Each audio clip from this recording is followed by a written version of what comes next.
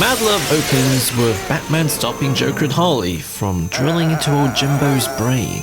Jeez, and immediately something blew my mind. Joker gets mad at Harley's comparable wit. She thought of a plan and a good pun. That's a real gasser, huh, Mr. J? So all the way back in her original conception, the notion that she's his potential criminal equal was actually baked into her character. It's not an addition made after her popularity. In fact, it's part of the tragedy of this episode. Something changing your mind.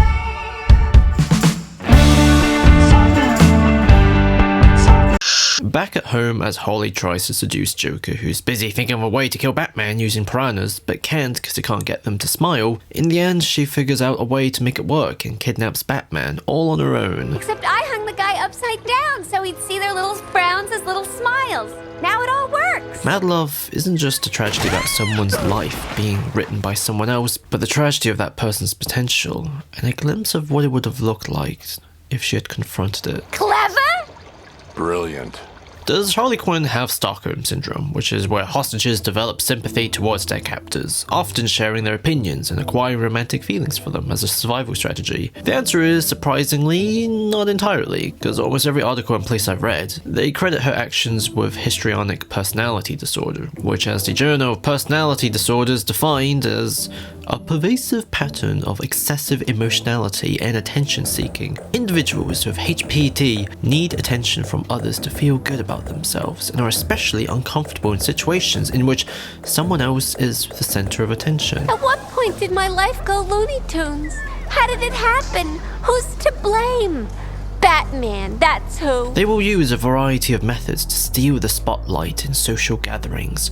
They're often emotionally dramatic and expressive, but the feelings have a shallow quality and shift rapidly depending on the response they get from others. These qualities are subtly planted in the flashback, or even before Joker, as a hired psychologist, Harleen explains her attraction to the glamour of her job. You can't deny there's an element of glamour to these super criminals. He immediately recognizes this and gives her a rose. She's like, but also, what the fuck? And he's like, damn, you haven't told anyone. And it's this precise moment where he begins to play her like a violin. It makes me feel there's someone here I can relate to. Someone who might like to hear my secrets. His attention is flattering, seems professionally useful, and more importantly, special. Joker tells her a fake sob story about growing up beaten up by his dad, and how his happiest memory was going to the bloody circus with him because his father laughed, but his own attempt to recreate the same joy led to his nose being broken. So for Harley, who goes from laughing in tears to crying from sadness, begins to be played to the music of the most mysterious and important criminal in the world, gifting her with the sad truth, therefore making her feel like she's the only girl in the world who understands. It soon became clear to me that the Joker, so often described as a raving homicidal madman, was actually a tortured soul crying out for love and acceptance. A lost, injured child trying to make the world laugh at his antics. Harley has fallen in love with the tragedy of a lonely little boy abused by the unjust authorities around him as he tries to make people laugh. She explains this and is revealed the listener is Joker, who further cements his own authority by writing his own psychological explanation, which is one that's absolute baloney, because it completely neglects her emotional need for attention and is controlled with lies. As a dedicated, career-oriented young woman, you felt the need to abstain from all amusement and fun. It's only natural you'd be attracted to a man who could make you laugh again. But the gaslighting is complete, and the breaking point is when she breaks down by the stress of Joker being out there all alone and seeing him returned beaten. So to save this boy from further abuse from an unjust world, she becomes Harley Quinn. His Harley Quinn. Say hello to your new, improved Harley Quinn!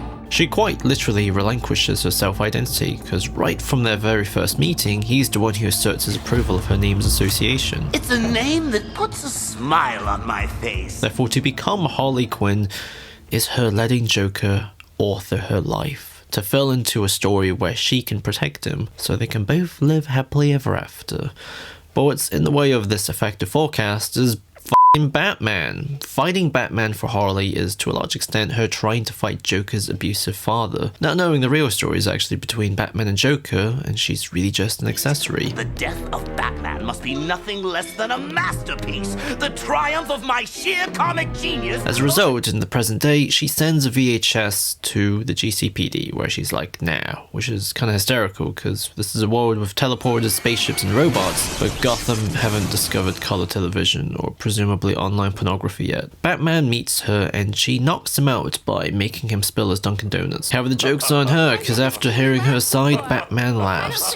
He recognizes Joker's manipulation and spills his technique. This causes her to break down. Or the one about the runaway mom. He's gained a lot of sympathy with that one. Stop it! You're making me confused! She needs him to love her. It's all she is now. The Harleen Quinzel that was an accomplished psychologist with an ambition for a career died, sacrificed to save a little boy who had no one else, who was misunderstood and needed his Harley Quinn to be there for him, to protect and love him. That became her life story. To take that away is to push her into the abyss, to take away her future, her ability to imagine the context of her entire life. It would be traumatic. And that's precisely what happens when Joker arrives. He f***ing slaps her around and out of jealousy pushes her out.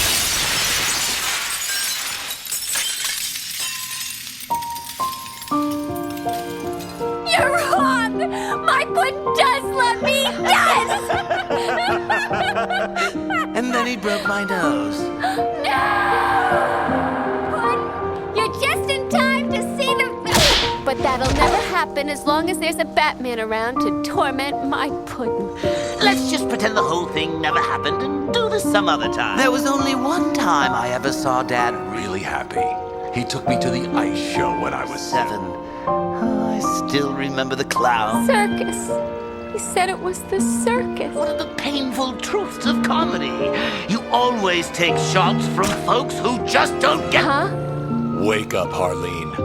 He had you pegged for hired help the minute you walked into Arkham. You're the problem. And don't call me Puddin'. Mad Love is a story of failure, because after Batman f***ing punches Joker into a smokestack, Harley's revelation of who the Joker really is then lost, just from the sight of his rose again, before a totally inappropriate whimsical sting, as if this wasn't the most heartbreaking thing ever. And what makes this tragedy all the more worse was the fact that we had a glimpse of her potential. Harley could have been possibly better than the Joker, or at least comparable in terms of competency and skill. Batman even rubs it in Joker's face. I had no way out other than convincing her to call you. I knew your massive ego would never allow anyone else the honor of killing me. Though I have to admit she came a lot closer than you ever did. This glimpse of her potential and worth is snuffed out, but rewatching Mad Love in 2022, there was a strange sense of relief, in the sense that we actually get to see that path of recognition and emancipation through modern Harley Quinn. This strangely felt revelatory to me, because modern Harley Quinn always kind of felt superficial to me, in the sense that her emancipation branding always felt more like a branding move to sanitize her for a wider audience who might find her tragedy too unpalatable, but the seed of her potential to be more, to confront the necessary trauma for her rebirth and development, was planted all the way back here. Revisiting Mad Love and the big picture of the character's rise, it actually felt kind of natural.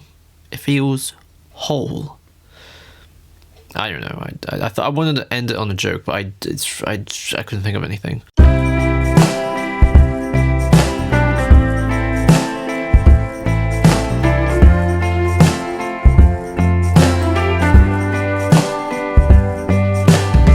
was out of town to find myself a way to get myself out of this world.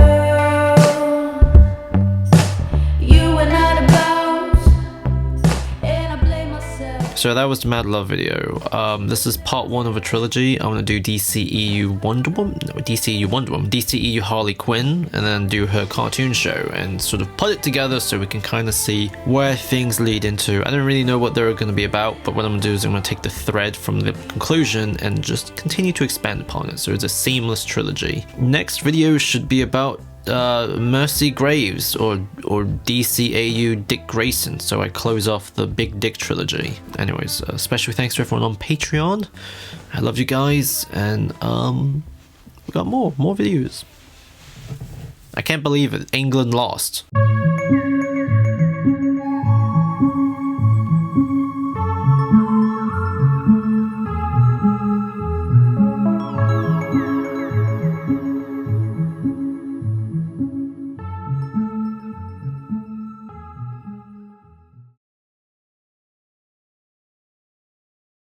Men's room's upstairs. Great. I'm okay.